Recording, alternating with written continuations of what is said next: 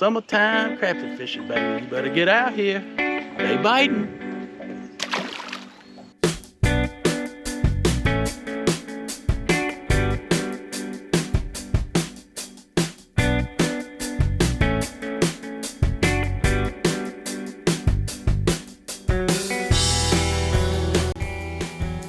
Decent crappie. You know, summertime crappie.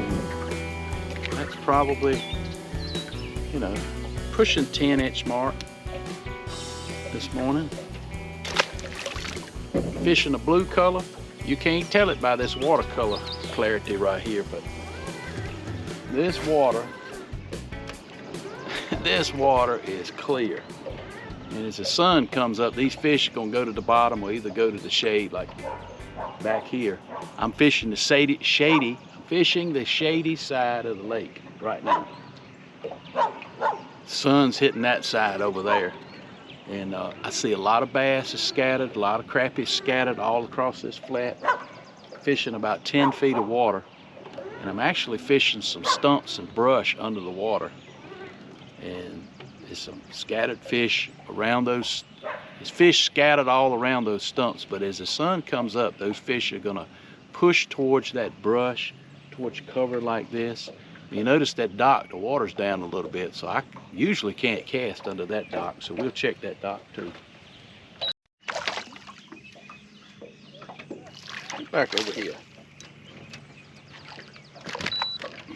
Oh yeah, a little bit better one right here. Down in that old stump. Kaboom. 10 feet of water. You know, these fish, I'm fishing a small jig. Let's see if we can manage to get one more off of it. So I appreciate if you subscribe to the channel. It don't cost you anything to subscribe to the channel. We want a good one, y'all.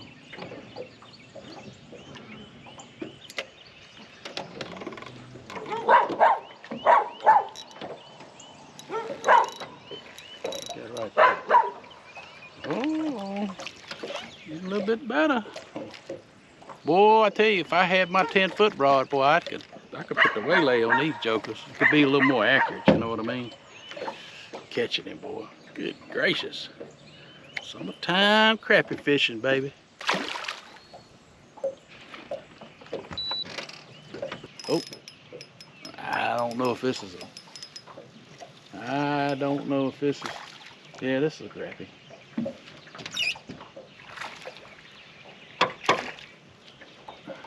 He felt, this rascal felt pretty good.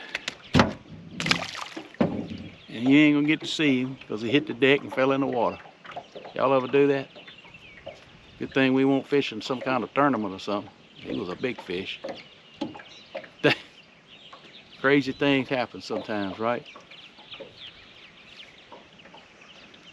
Like getting your line all tangled around the end of your rod.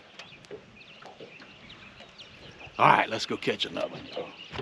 I can be more proficient casting, especially with live scope. You know, I can see that there are some fish here in this brush swimming around, some bass swimming around. Boom. There's a little crappie right there. And, you know, summertime crappie, they have to be 8 inches to keep here on this lake. We're on Hyco Lake today. But you could come here, and if you wanted to keep fish that was, you know, 8 inches long, I usually have a 10-inch minimum. If they 10 inches above, I'll keep them. But that fish right there is pushing 9 1/4 inches. If you wanted to come down here and have a fish fry, you could catch a lot of fish that size here on Hyco Lake. This one is always, you hear me say in the summertime, that is a 32nd, and that is a fathead minnow in the Bronco color. Now that is a very, very light lure. It takes a long time to sink down. But anyway, while it's sinking, you know, I was thinking about the other day, a little story. I can remember fishing with my dad and granddad We was on the Dan River, which comes out of Hyco Lake.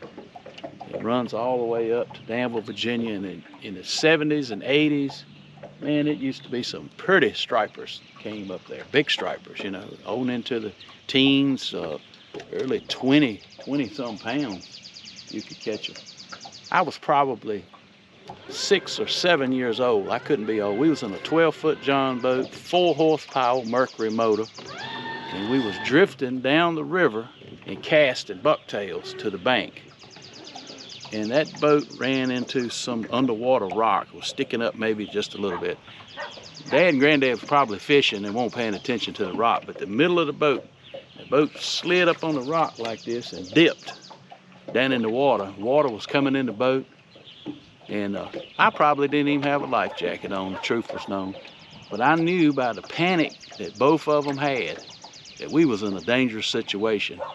And they was taking the paddle and the dip net and trying to push off that rock and spin it around and get it off. And finally, some guy on the bank hollered, he hollered to push one end of it, you know, to go one way or the other. And I remember my grandfather pushed that paddle down in there and pushed against the rocks, and it slid the boat enough out, the current caught it and spun it around. But I remember going through them rapids and the boat was just turning like this because they couldn't get the motor cranked fast enough. And you know, I think about some of the times on the river, they probably shouldn't even had me out there, but thank goodness they carried me along. But I can remember that, and I was very, very young when that happened.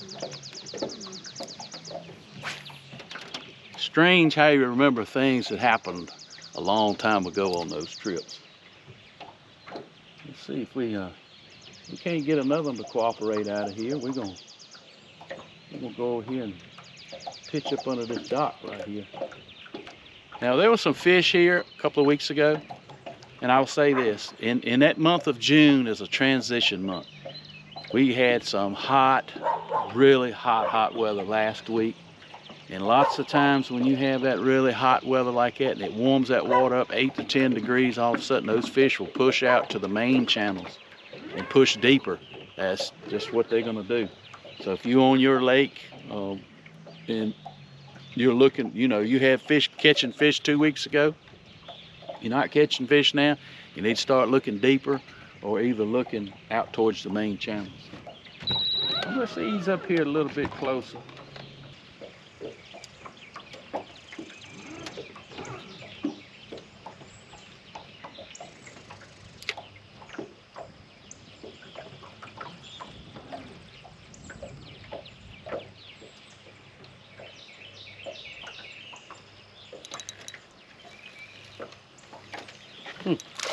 Oh yeah, that can come off too. This hook right here is not being good luck. That's like the 6th crappie that doesn't come off.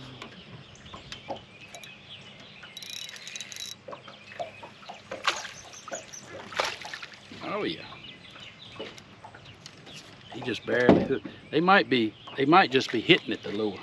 Listen, that's what I say. That right there is just about getting ready to come off. I think they swiping at the lure. A little bit better fish, pushing over 10 inches. See if we can do that again.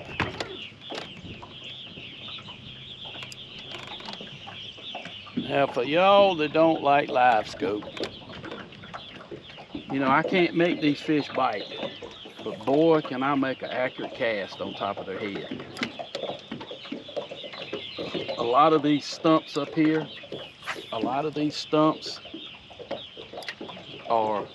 very small window to catch the fish.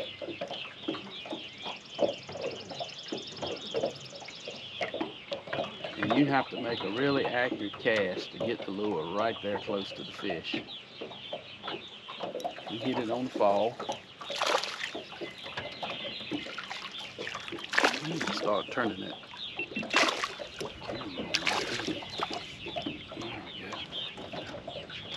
I finally had one eat it like he's supposed to. Look, that's what he's supposed to get it right there, down in the mouth. You know, good summertime crappie. That's a 10-inch fish right there all day long.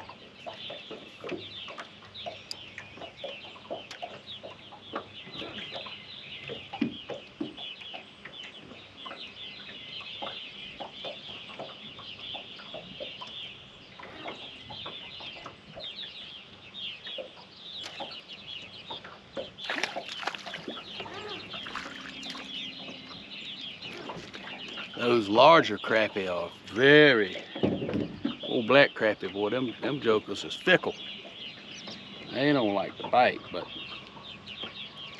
anyway, we caught several right here around these stumps. We're gonna ease on to this other spot down here. Look guys, we're getting ready to end the video. All in all, it's been a very productive morning. Fish were pretty active. They bit pretty good. Today is a higher activity level today. If you're aiming to come to Hyco Lake and fish, if you come during the summer months, you got to get here at daylight and be off the water by 10, because the pond maggots and the wake boarders are going to be out in strong force, and they'll just wash you plumb off the lake, and it's not really a part of the lake you can go to actually get away from them.